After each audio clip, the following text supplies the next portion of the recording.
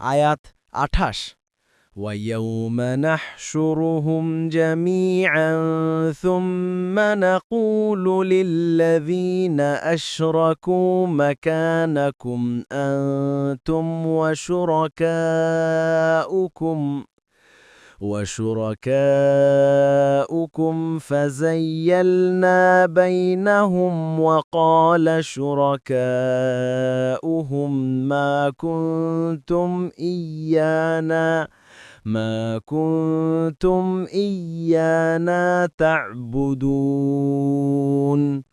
অনুবাদ, আর যেদিন আমরা তাদের সবাইকে একত্র করে যারা মুশরিক তাদেরকে বলবো, তোমরা এবং তোমরা যাদেরকে শরীক করেছিলে তারা নিজ নিজ স্থানে অবস্থান করো, অতঃপর আমরা তাদেরকে পরস্পর থেকে পৃথক করে দেব।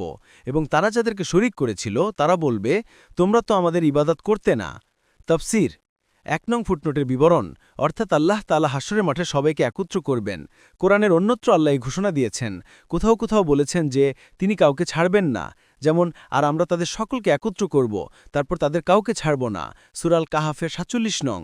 হাদিসে এসেছে রাসূলুল্লাহ সাল্লাল্লাহু আলাইহি ওয়াসাল্লাম বলেছেন, কিয়ামতের দিন আমরা মানুষদের উপর একটি উঁচু জায়গায় থাকব। তখন প্রত্যেক জাতিকে তাদের দেবদেবী সহ ধারাবাহিকভাবে একের পর এক ডাকা হবে। তারপর আমাদের মহান রব আসবেন এবং বলবেন, তোমরা কিসের অপেক্ষায় করে আছো?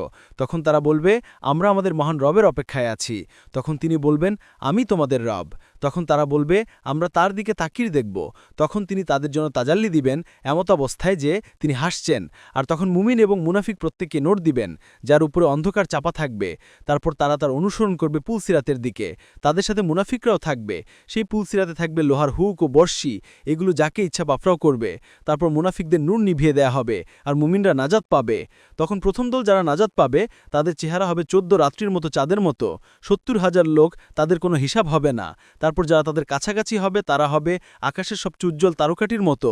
তারপর অন্যরা শেষ পর্যন্ত সাফায়াত আপতিত হবে, ফলে তারা সাফায়াত করবে।